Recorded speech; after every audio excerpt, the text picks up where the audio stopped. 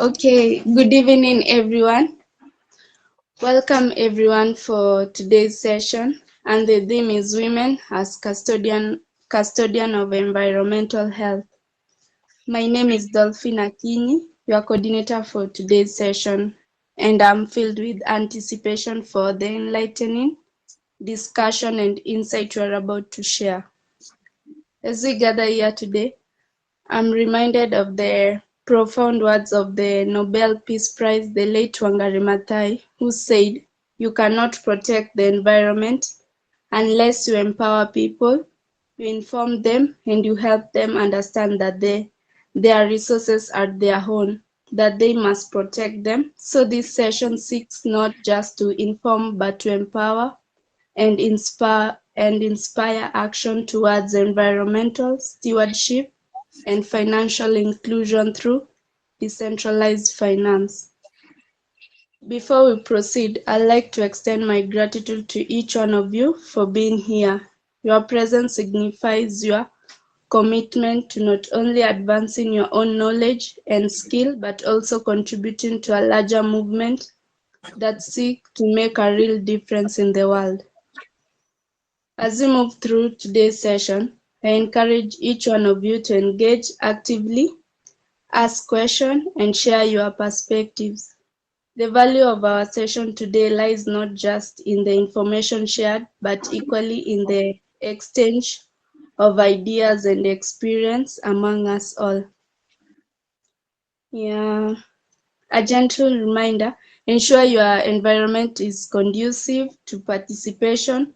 Find a quiet space if possible and be prepared to engage. Our speaker have dedicated time and effort to prepare their presentation, and your attentive presence is the greatest respect you can offer them. So let me walk you through the agenda for today. First, we'll have Augustine Narokwe, our Actorate Research Scientist. He will present the Summit Sponsorship Challenge. The segment is crucial for understanding the opportunities available and the requirements to participate. Following, we'll dive into today's topic, presented by our topic master, Purity Alice. Purity will guide us through the details of our role in environmental health. Then Dr. Macharia Waruingi, the CEO of Actorate Biomedicine, will provide additional notes and comments, offering us insight from the leadership perspective. Then we'll have an interactive question and answer session will follow, providing platform for members to engage directly with the speaker and delve deeper into the topics presented. This is your time to seek clarification, offer insight, or share experiences relevant to our discussion. And finally, Diana will deliver the vote of thanks and make announcement for East Africa Women in Defi. We will conclude with closing remarks. So let's make this most of our time together today, and I hope you find today's session both enlightening and empowering. Thank you for your attention, and allow me to welcome our first speaker, Augustine Narokwe. Augustine, welcome. Thank you so much, Dolly. Good evening, everyone. And thank you for dialing in today. Thank you so much, our CEO, Dr. Macharia Wairungi, for joining us also this evening. Allow me to take this opportunity to talk about the Nairobi Boston Summit, which we are anticipating to take place this year, December 6th, 2024, here at Nairobi. And the theme of the summit is decentralized finance for healthcare and human development. And this is an opportunity for all of us to participate and contribute to humanity. And we will be having attendees from all over the globe, both blockchain communities and the blockchain and DeFi communities and healthcare professionals across the world. So this is a platform, this is a global platform for all of us to participate and contribute. So what is there is that we will have partners coming to share their experiences, be it blockchain ideas, be it decentralized finance ideas. We will have those communities, the blockchain and DeFi communities coming and showcasing their thing. We will also have professionals to come and share their wish list. I mean, tell us what gaps are existing in healthcare technology or healthcare system when it comes to technology. So we will have all those people. We will have exhibitors to showcase their products and innovations at such a global platform. And this is an opportunity for all our members. I know we are builders, Gen Z, we are all builders. And if you have something that is trickling down at the end of the day to improve healthcare outcomes, then this is a platform for you to showcase your expertise and experience to the global stakeholders.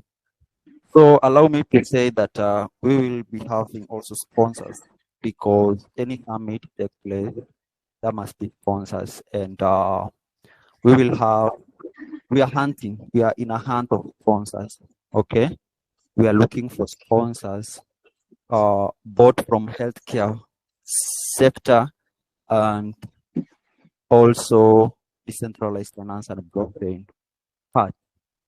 So Accelerate Biomedicine has just rolled an April challenge, the summit. We call it April Summit Challenge, whereby we engage our members to participate in inviting in partners and sponsors for such a mind-blowing event.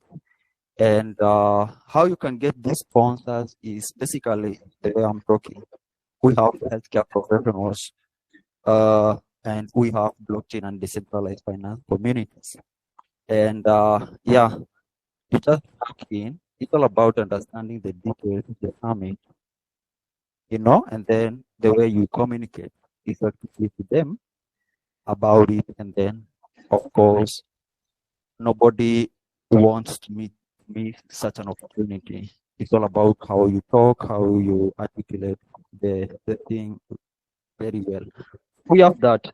So while inviting these people by these packages, you earn a commission of 5% according to the package you sold out, And we have several packages. We have Diamond package, which goes at $10,000.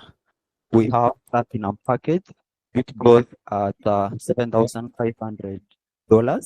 We have Gold sponsorship package, which goes at $5,000. We have Silver sponsorship package, which goes at $3,000. And we have Bronze package, which goes at $1,000.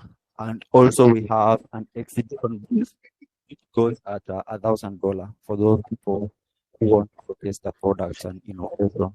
There will be an exhibition space for them, and it does go at 1,000. So all the 5 packages from Diamond, Platinum, Gold, Silver, and Bronze, when you invite a sponsor, you get 5% commission of any of them. So this is just an opportunity for all of us to contribute to humanity and also empower yourself. It's just something, because you earn as you contribute to the global wellness.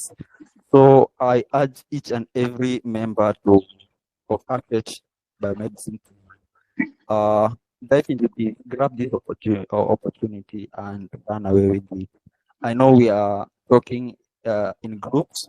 We have groups, and let's continue with such a spirit. Let's work together to make this happen.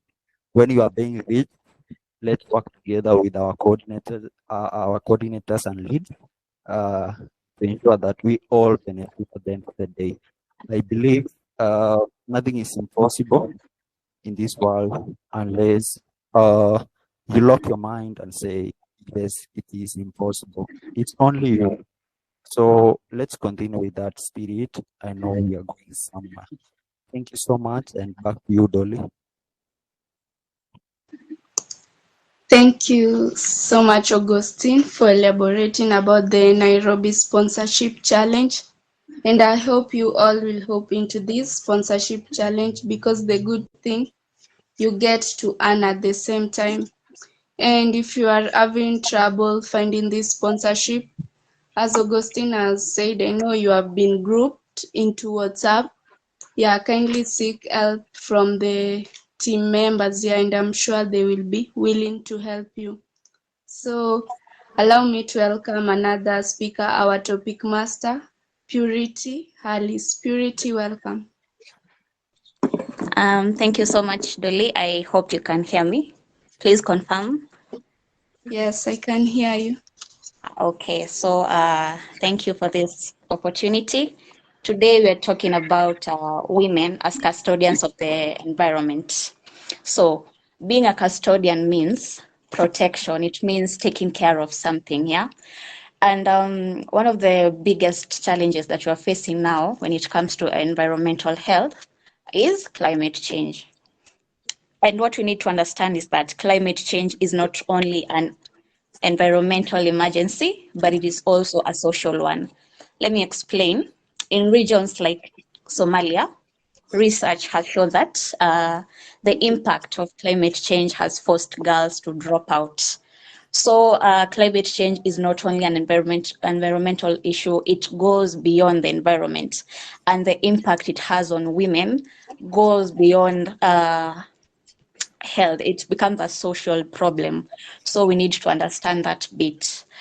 Okay, so we want to understand the impact, the actual impact it has on women, and women are more vulnerable compared to men. So research has shown again that by 2050, if nothing is done about these environmental health issues and climate change, 158 million women are going to be pushed into poverty, and 236 million women are going to be pushed into hunger. So you can see that the impact of climate change or environmental health issues is very big on women. Okay, surely it affects all of us, but the impact is more on women because women are more vulnerable. So let's go to the roles played by women. Best media is raising their hand. Someone is raising their hand. Okay, we'll address the hand after you finish speaking. Purity. Okay, so as I was saying, we now talk about the roles, yeah? So the first role women can play when it comes to them being custodians of the environment is leadership in conservation initiatives. We know that women often take up roles at the community levels. If today you wanted to start a tree planting initiative at the community, the people you talk to are women. Women are very excellent community mobilizers. So that is a role that is played by women at the community level, at the grassroots level. When you're talking about climate change and how we can mitigate it, the best approach is to start from the community level, from the individuals to the community, going upwards, okay? When the communities change, we change as a nation collectively. So women are community mobilizers. We can use that to help us come up with conservation initiatives like tree planting. A young regular Another boy thing, from the the arid second role landscapes is of northeastern sustainability Kenya, in agricultural born into a practices. life of nomadic pastoralism. 50% of the women in the world My grandmother named produce are me the ones who are Socio, producing which our means work food, in are the ones who Rendile, are into agriculture, reflecting and the that labor is that in the world. surrounded When my it comes to birth Africa, during a time when our 70% livestock of African returned women produce home food. after a So you long can see journey. that the women play a very big role My in mother, food production and in a bright agricultural student practices.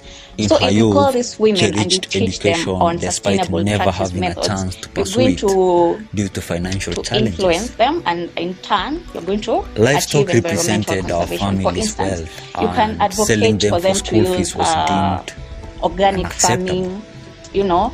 You can tell them My journey to practice began at agroforestry, Laisami's Catholic planting Mission their Nursery food crops School, together with where my trees, mother because trees act as instilled carbon me sinks. with the value of You education. can tell them to diversify their However, crops. So all when these, when drought you tell struck them our all this, land, they're going to do it, and what paying this will school do fees is become that it is going to impossible. build resilience to climate I change. remember the day I When you returned home from want school to to bring find my parents sitting drought-resistant down crops, you go and talk sadly to women under and the you tell acacia them, tree. here are drought-resistant crops. Two goats Instead of lying beside suffering them, from drought, you can the victims plant these of the crops unforgiving drought. on your land, and they will do it. I had And to leave that school will and help go them follow my dad mitigate or to Fora adapt well to to take care of climate our change livestock. issues. As Iraq, let me conflicts just give over an pasture and example. water In resources Iraq, intensified in Fora, Iraq is known as a we were desert forced to country, retreat homeward, but recently encountering hardships along the way. there's been land I shouldered reclamation responsibilities strategies, beyond my and it is years, being done by caring women. for our livestock Land is being and assisting a reclaimed, and it is pregnant the mother women who in are need actually along the doing the way, most. So you can all see while how navigating women the can actually challenges influence of our nomadic agriculture and lifestyle. in turn build resilience to climate change. At a livestock Another thing market, is I witnessed the harsh policy and reality of our governance. plight.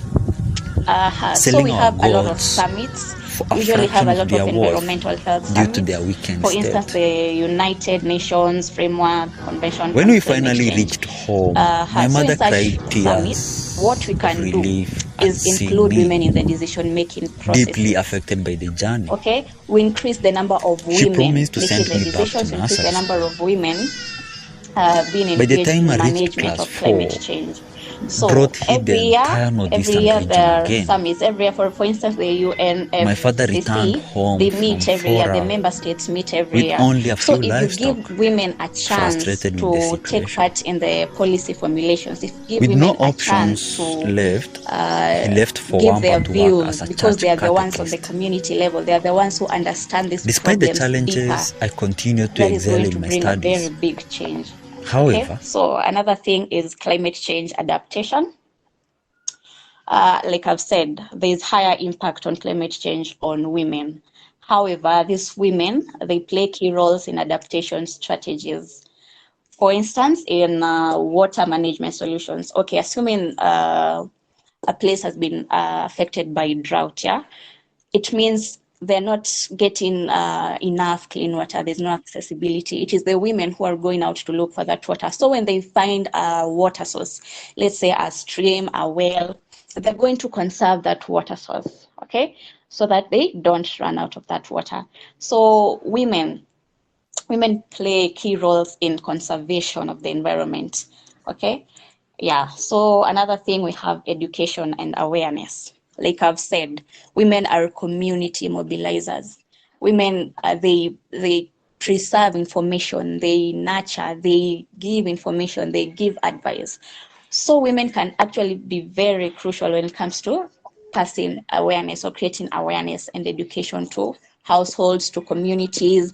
Like I've said, the best way to start is from the grassroots level, going up. When the community is climate resilient, the nation is climate resilient. So we use women to pass this information, okay? We tell them to tell their children, to tell their neighbors, to tell people, to campaign and advocate for building climate resilient communities. And lastly, we want to talk about urban sustainability. Okay, there's a high urban growth. Like everyone is moving to towns, like rural urban migration is on the rise. So we can use women, because women are the ones who play these domestic roles. So we can actually influence them to take part in green infrastructure. We want to tell them to make sure they reduce waste at the source. We want to tell them to make sure they practice renewable energy, clean energy sources. Okay, so women are actually at the bottom, like at the bottom of the pyramid. Like they are the first people, they are the first liners when it comes to climate change. So that is what I had for you today, not unless someone has a question or clarification. Anyone with a question? Okay, Grace, thank you. Yeah, we have answers and question segments. So thank you for that wonderful presentation. Okay, it was such a wow presentation. Yeah, and I hope you all have seen like women do plays a big role in environmental conservation. So thank you so much again, Grace. That was a really, really nice presentation. So it is moving Purity. Forward. Oh, sorry, Purity. Okay. Moving forward, allow me to welcome our CEO, Dr. Masharia. So welcome, Doc. Thank you. Purity Alice. Thank you. Yes, wow. Yes, thank you. Welcome. Is your middle name Wagari Madai? Purity Wagari Madai Alice. No. you articulate this so well, just like Wagari did. But Wagari, she was a force and dynamo. It's great to see Thank you. the women who are very. See, I'm not even a woman. Well, but I know climate change, very, very big. I mean, climate is a very big issue. I think we all depend on climate. Can you believe that we, as human beings, are on this planet and survive on this planet just because of the climate? And if the climate changes, where are we going to go? Some people like Elon Musk are saying we need to be interplanetary species. So they're trying to build homes in Mars and somewhere else, Venus. Well, we can leave those alone because Mars and Venus have their own climate. But this Earth is only one we have. And guess what? Climate is in the sky. And we know, Purity, this is to let you know that we have found out in these conversations, all these dialogues we have in Actuate, that women hold the entire sky. Chairman Mao of China in 1940s said that women hold half the sky. I think Chairman Mao was wrong. Women hold the entire sky. And this, what you told us today, is even more profound than that. You told us that women are in the front line, they're the first liners. They have their feet on the ground. Now, if they have their feet on the ground, and yet they're holding the sky to sustain the climate, it means that they have a very big job. See? The women have to have their feet on the ground, and at the same time, they are holding the sky. So men all have to come and support the women when they are doing all that work. It's a lot of work. And not only do women hold the entire sky and have their feet on the ground to be the first line on the trenches, they are also the system for communication. Because if you want people to know what's going on, speak to the women, and women are going to pass the word. We pass the word through the grapevine. So they are also the custodians of the grapevine. Because if you tell men what you want to be done, they go to do their things and they forget what you told them. They cannot even keep details. So women are the custodians of the grapevine itself, like the local communication, word of mouth, which is why women are very, very important. And it's by doing those things, they become the custodians of the environment itself. An environment, we have only one environment. Because we have only one planet called the planet Earth, we have nowhere to go if we destroy this planet. So, Purity, the statistics you've given us are quite shocking. 158 million women, yeah, are like to be driven into poverty by the climate change. And we actually never, you see, that's a very, very, very serious issue. 158 million is like 3 times as many people who live in Kenya. Because we are talking about as many people who live, all the people in Kenya, plus all the people in Uganda, plus all the people in Tanzania, plus all the people in Rwanda, plus all the people in Burundi, all of them together are going to be driven into poverty. And majority of those people who are going to go into poverty because of climate change are women. But here's the good news. We have a way to overcome that through communication, telling people, passing the message. And this is just being mindful of the environment itself. And it's as simple as planting trees, as you said, and sustainable agriculture. So that, as you said, that women are responsible for 70% of the food that we eat. And so they are in Africa, it is subsistence cropping. Subsistence means that it's just for providing, it's not for what's called for making profit, it's for just for eating, for feeding the family. Subsistence. So subsistence agriculture is very sustainable because it means that it refreshes the soil. But that is not, you'd say, you cannot take that for granted, that because it is low-scale farming, subsistence cropping, it's going to conserve the soil itself.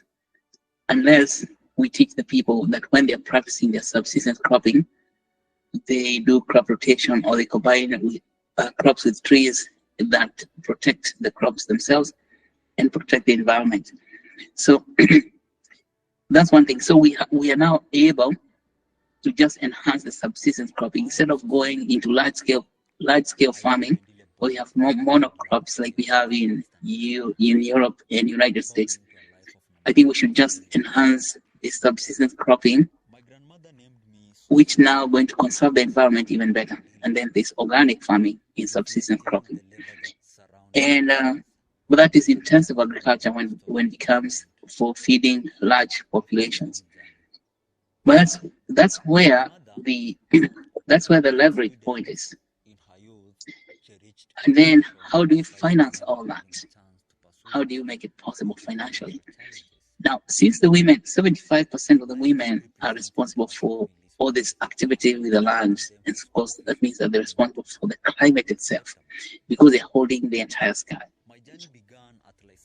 And yet at the same time, the same 75% of women are considered by the finance system as unprofitable, because 75% of the women are unbanked. They don't have access to financial services. Why? Because the banking system, or bank people working in finance system, do not consider women worthy of banking services, or because they don't think they're going to make profits. But fortunately, luckily enough, we have decentralized finance, where we don't have some people making decisions about women and money. And this job of making decision about women and money becomes into the hands of the woman herself, onto her cell phone.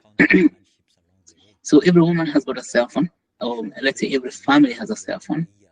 So for example, in Kenya, we have a cell phone penetrance is more than 100%, that you have at least one cell phone in every house, and maybe 2 cell phones in one house. And that means that anyone with a cell phone can get access to financial services on the decentralized finance platform, which is on the blockchain. And that's one, so that finance can be distributed to the women who are the custodian of health and the climate change itself, down to the individual woman in the village. And then all we have to do is figure out how to get these women to get women to gain access to the blockchain. The blockchain itself is very, very powerful financial mechanism, something that's never happened in the history of mankind. giving people direct access to global marketplace. You see, the economic structure, the way it has been built, all the way from the Roman Empire, was meant to exclude some groups of people. Yeah, excluding them out, keeping them out so that the people who are the in people can make the most money, where the other people out there are languishing in poverty. So poverty is created that way. So we have a place called the third world. People in the third world are not meant to be in the financial system. But the blockchain comes along, and then it means that all that stuff about people in the third world not being in the finance system has to come to an end. And you see, that idea of people in the third world not being in the finance system crushes the women the most, because the women, as I said, 75% of them are not even allowed to get into the banking services. But this is not a denial that is physical. It's just that they keep policies and regulations that make sure that women cannot gain access to the financial system. And so just simply having a cell phone will give you access to the finance system, as long as you create a blockchain wallet. And in that wallet, you receive a token, a blockchain-based token, like actual token. The actual token is very powerful. It's like a sacred token, because it can now move you or represent you in the entire blockchain in the world. You get on chain. To be on chain means that you can gain access to the global marketplace. It's like getting in the New York Stock Exchange just by being in just because you have got a cell phone. And New York Stock Exchange you're not going to get into New York Stock Exchange, but you're going to get in somewhere like Coinbase, somewhere like Binance, PancakeSwap, Uniswap. These are global marketplaces. And so we have to create a systematic way of including women or teaching women about how to get onto the global marketplace, or you see the decentralized finance on the blockchain, like actual tokens. And then we use those actual tokens to incentivize women to participate in environmental conservation, which is what's the idea? That it is possible now to give incentive to women who are doing good, and they get compensated with tokens themselves, that the work gets recognized. And then that work that is recognized, it now will appear in the global marketplace. You see, it doesn't mean that right now women are not doing the best they can, even in Africa, to conserve the environment, even when doing their own subsistence cropping. The problem is that all that work they do and the value they produce does not appear in any market anywhere in the world. And that job that they do, which does not appear in any market anywhere in the world, is known as dead capital. So there's so much dead capital in environmental conservation done by women that the quantity of that dead capital is astounding. It is in billions and billions of dollars. If only we manage to represent that dead capital into the marketplace, then you can see that women are generating a lot of revenue. Some attempts to represent that money in let's say environmental conservation money in the marketplace is what is known as the carbon credit. You see, the carbon credit invented in the United States, and then they tried to spread it around the world. It still has not got foothold in Africa. Carbon credit means that if you plant so many trees, and you know a tree sucks in carbon dioxide for its food. Trees are very funny. they drink carbon dioxide. Well, trees and other plants. So if you plant tree is drinking the carbon dioxide, which purity called carbon sink. So as the tree is drinking carbon dioxide, it now fixes that carbon dioxide on its body. You know, the body of the tree, the wood. The wood of the tree is made of carbon, the carbon that is extracted from the atmosphere. Now, some very clever guy, economist, figured out how to measure the carbon in the wood. Okay? And then if you could measure that carbon inside the wood, then you can say the number of trees that you've planted are producing so much wood per year. And by measuring the gas of the wood of the tree, where the tree is expanding every year, then you know it's actually, drinking carbon and it's growing fatter and fatter. And so as you're measuring the fatness of the tree, you can know how much carbon has been fixed in that tree. And that means that you can compensate somebody with Kenya shillings equivalent to the amount of carbon that the tree has been drinking from the atmosphere. And you call that carbon credit. See, that is in traditional economy. And of course, that will be very successful, for the people who are in the know. And there are those people who are not in the know. For example, Wagari Madai has done a lot of work planting trees. Nobody gave her credit for planting trees. He did not receive that carbon credit herself. And you can see all those trees like Ororua Forest and all the trees just planted, millions upon millions of trees, they have sucked in a lot of carbon from the atmosphere. But today, thanks to the blockchain, it's now possible to codify that work directly. When women are planting trees, that every tree a woman plants, she will receive actual token itself, just the token. And that token is the marketplace. So instead of waiting to come with a tape measure and measure the girth of the tree, the people get tokens for planting trees alone.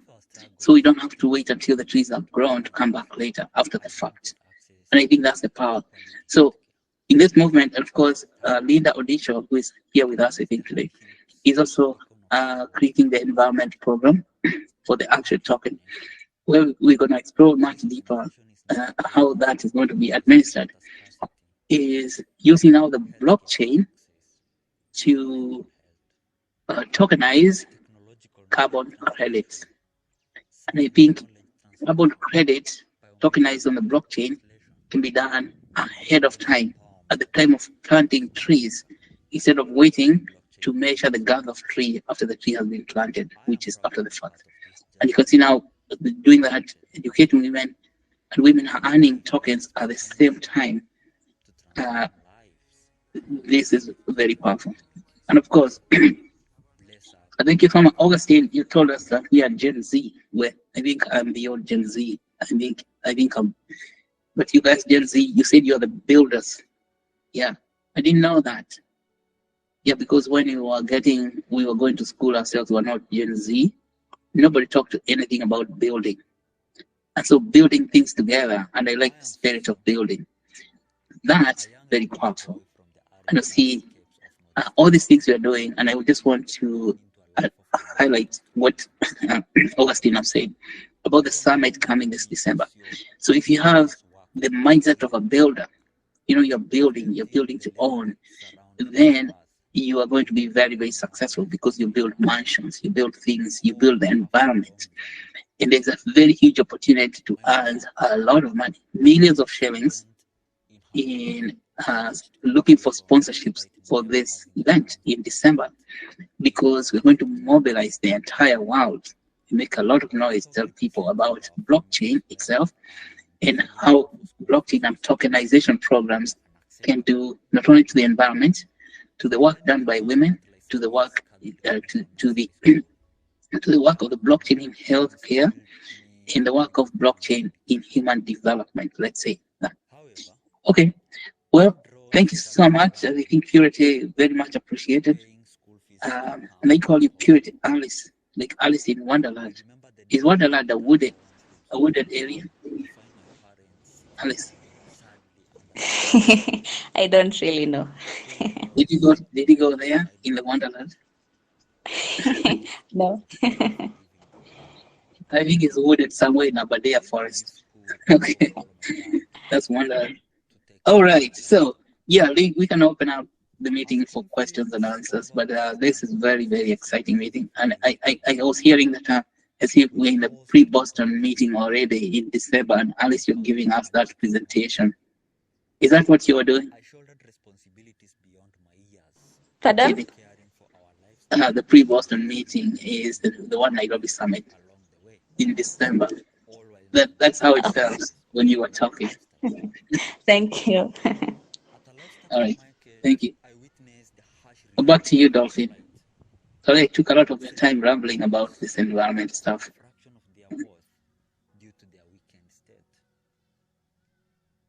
Dolphin. Well, she's muted, I think.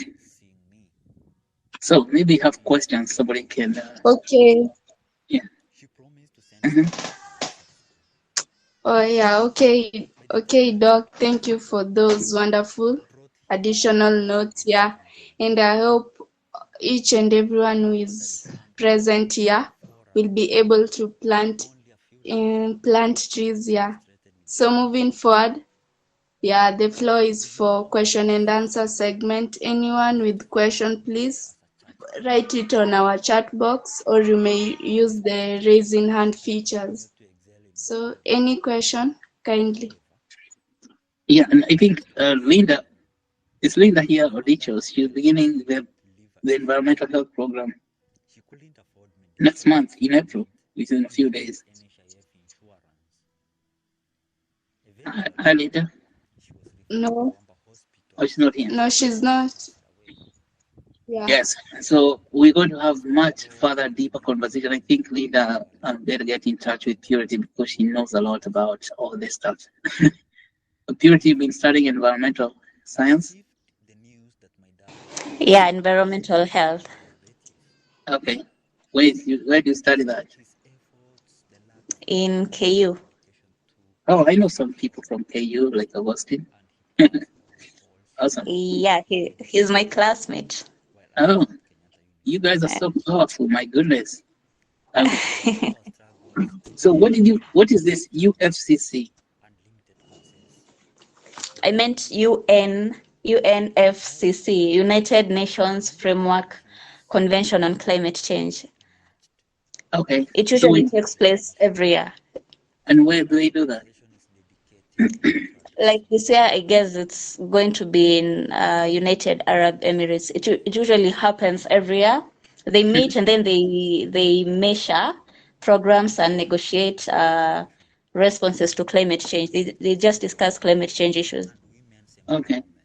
Yeah. Will you be presenting the role of blockchain in climate change? No. Okay. Why not? When is it? When's the meeting? I'm not sure about the dates. Let's find out and contact them. All right. Okay. UNFCC. Yeah. That's that's important because these guys make lots of decisions and they have a lot of money. Yeah, because they're about petroleum and all that stuff. Energy. Okay. And then there's something else I want to ask, but I think I've forgotten what it was. So that's UNFCC. I think it's going to come as speak this week. So any other question?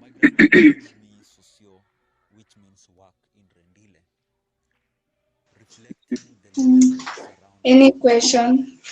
So yeah, let's move forward to Diana Mondi with the vote of thanks and also announcement. But if you have any question, please write it on the chat box or use the raising hand features.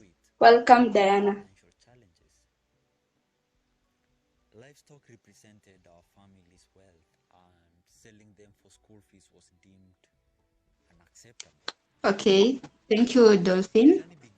And first, I would like to thank all of you for attending this meeting. Your engagement have made this discussion truly amazing and insightful. I also want to thank our speaker for today, Purity, for sharing your knowledge and expertise with us. Thank you so much for this.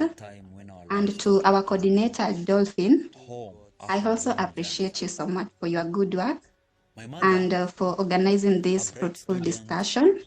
Keep the good work. And I encourage all attendees to follow us on our social media pages for further updates and discussion. You can connect with us on Facebook, Instagram, WhatsApp, and LinkedIn under East African Women in Defi.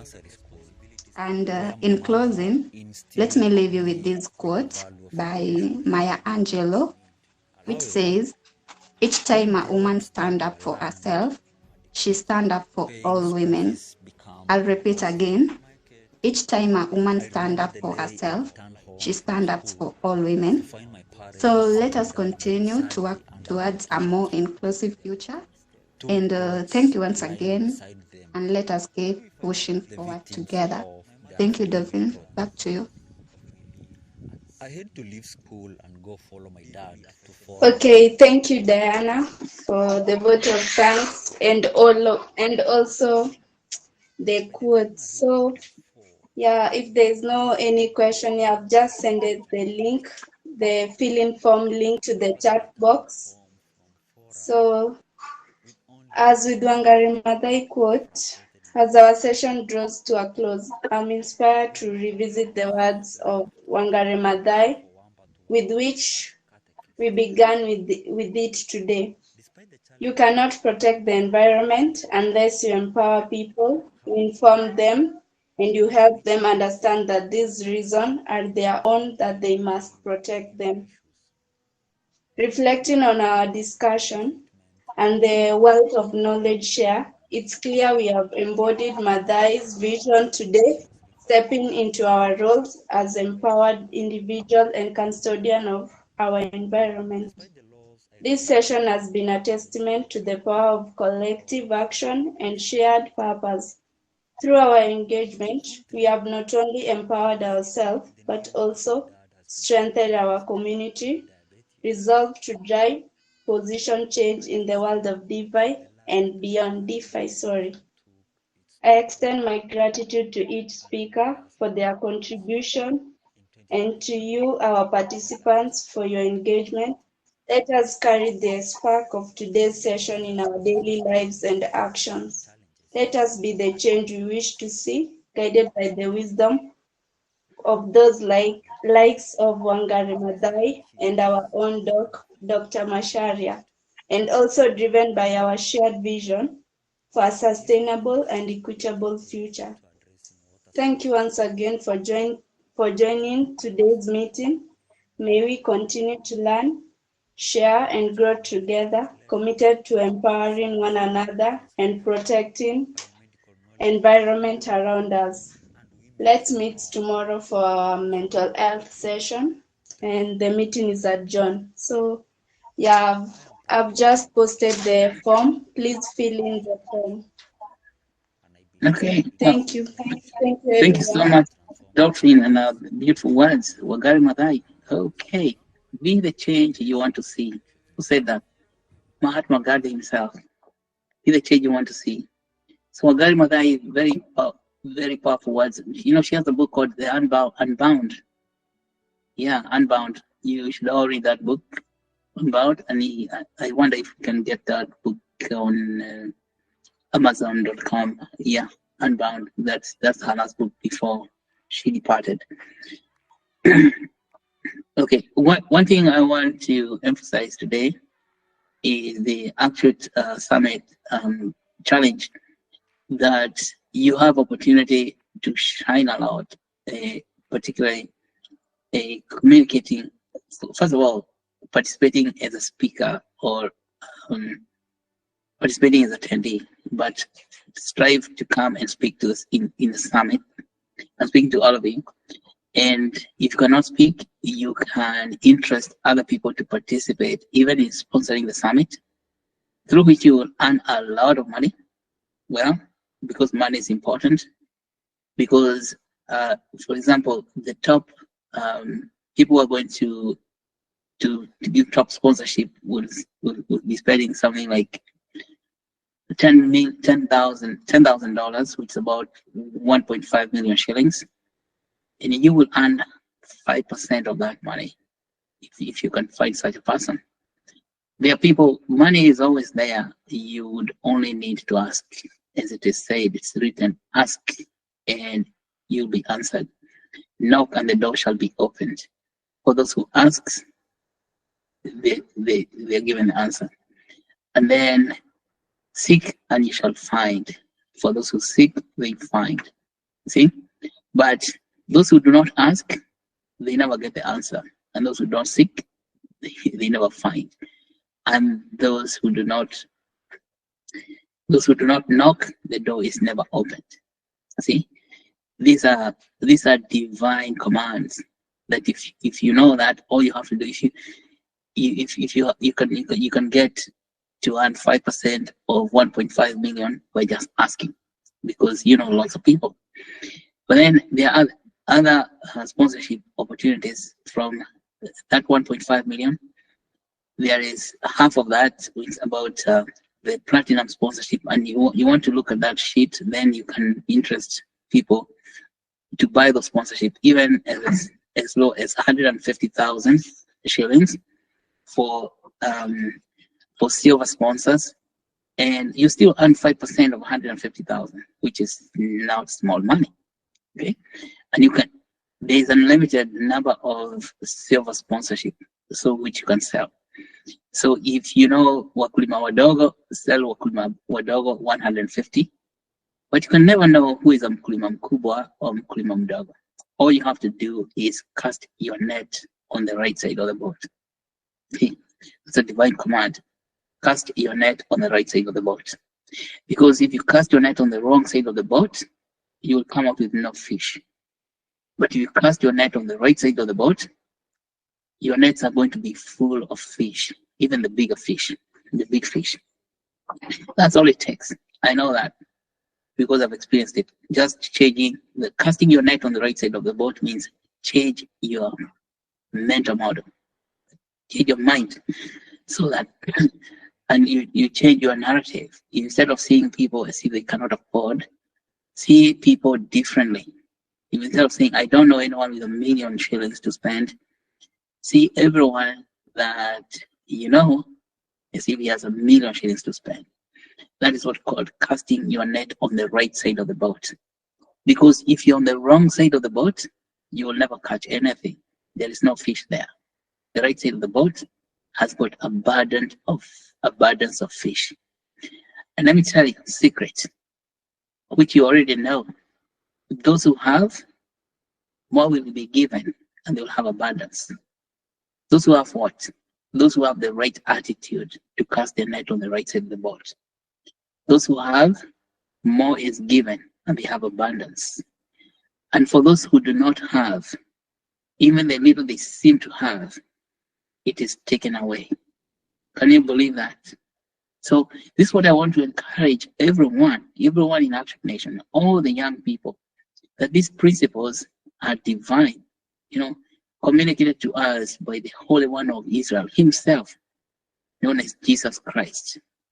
Okay, so take this word seriously, because Jesus said that Christ, the Messiah, he said that those who have, even more will be given, and they will have abundance. So you want to have to be among the people with abundance. And those who do not have, even the little they seem to have, it is taken away. And then we become poor. So poverty is a state of mind or lack of money. So, and I want to give, everyone opportunity to make as much money as possible. So because we are not beggars in this world, like the way we have been portrayed to look by the Europeans, that Africans are poor people. We are not beggars. There's a lot of wealth among our people. And get to know how that wealth gets into your pockets. That's what's called empowerment. At the same time, we are now working how to get that wealth represented in the global marketplace on the blockchain itself. Okay, so these are the words I would like to leave with, and you take them seriously. You take them because they are commands given by the very Lord Jesus Christ. If you believe in God, or you believe in Jesus, like most people do, then you do that. So then you say you have, and of course Jesus tried to explain this in so many ways. He even said the parable of the talents. Remember, there were 10 talents and 3 guys. One guy was given 5 talents, the other one got 3 talents, the other one 2. The one who got 5 talents are like these opportunities to go and sell sponsorship. So talents, so you get talents. So the one who went out and sold the talent, he doubled the amount of talents. When the master came back, he said, "Oh, I'm very happy with you. And the second one who got only 3 talents, he actually doubled them. But the third one, instead of going to sell the talent, like sell sponsorship, he went and buried them in the soil, like their seeds. He wasn't hoping they're going to germinate. He was just burying them. And when the master came, he said, you know, you tend to behave this way and that way, so I decided to bury them because I don't trust you. And then he said, you foolish one, get out of here, go away. See, he was sent away. And then give those talents to the one who doubled them. That's the same illustration. For those who have, even more will be given to them. For those who seem to have, those who don't have any, even the one they seem to have will be taken away and given to those who have. And that is how it is. So I want to encourage you, all of you, to be those who have, be the one who has, so that you will have abundance and more will be given to you. Don't be the one who doesn't seem to have, and even the one who don't seem to have will be taken away. Yeah, that's all it takes. To be doers. Yeah, if you do, because you know that the motto at Accurate Nation is do, dare to discover. You dare to go and look for sponsors. Then you discover the sponsors. Then you do get the sponsors. Okay, those are the mottos and you find them in on our website, actuate.bio, www.actuate.bio. So when you're talking to sponsors, go. The website has a lot of information, and you know Grace Jerry has been maintaining all that information. So do not struggle. Go to the website. You'll find a lot of material you can use for explaining to sponsors what. But be the doers. Unleash that giant.